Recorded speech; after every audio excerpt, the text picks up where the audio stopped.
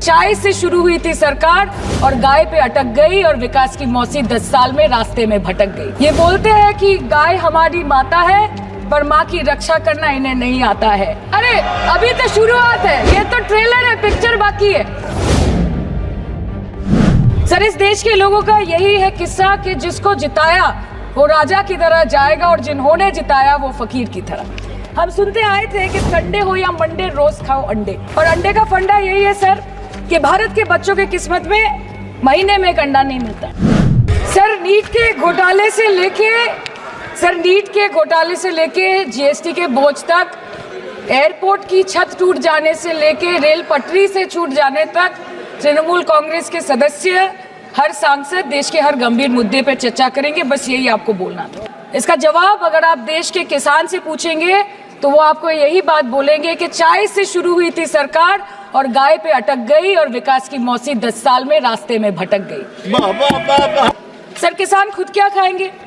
अपने परिवार के लोगों का खिलाएंगे? अपनी गाय भैंस भेड़ बकरी को क्या खिलाएंगे? सर, ऐसे ही वारदात होते हैं जहां गरीबी से जूझता हुआ एक किसान उसको अपनी गाय भेड़ बकरी को बेचने में मजबूर करते हैं और अंत में जाके वो अपनी खुद की जान ले लेते हैं। सर, पिछले 10 सालों में 1,12,000 किसानों ने इस देश में आत्महत्या की। एनसीआरबी की एक रिपोर्ट के अनुसार 10 साल में हर दिन इस देश में एवरेज में 30 किसान हर दिन अपनी जान ले लेते हैं। सर, इस देश के लोगों का यही है किस्सा कि जिसको जिताया वो राजा की तरह जाएगा और जिन्होंने जिताया वो फकीर की तरह। सर, ये बहुत गौरक्षा की भी बातें करते हैं। देश के लोगों को ये पता होना चाहिए that there is a fodder crisis in India and the union minister has himself stated in a written reply in Rajya Sabha that yes, the country is deficit in fodder. So it means that cows are dying without food in government owned goshalas, especially the BJP ruled state. तो sir, पहले खाना ही नहीं मिला, fodder crisis, फिर मिल भी जाए तो इतना महंगा कि किसान खरीद ही नहीं पा रहा है, फॉडर इन्फ्लेशन, और सर खाना मिल भी जाए तो पशुओं की बीमारी। उससे मुकाबला करने के लिए इस सरकार ने क्या किया?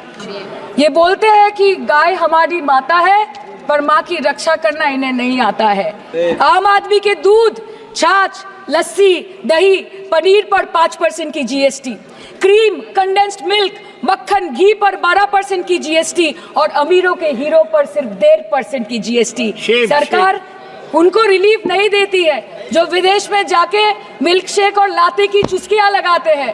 ये सरकार उनको रिलीफ नहीं देती जो आम आदमी 2 पैकेट दूध खरीदने से पहले 10 बार सोचता है। सर, बचपन से हम सुनते आए थे कि संडे हो या मंडे रोज खाओ अंडे।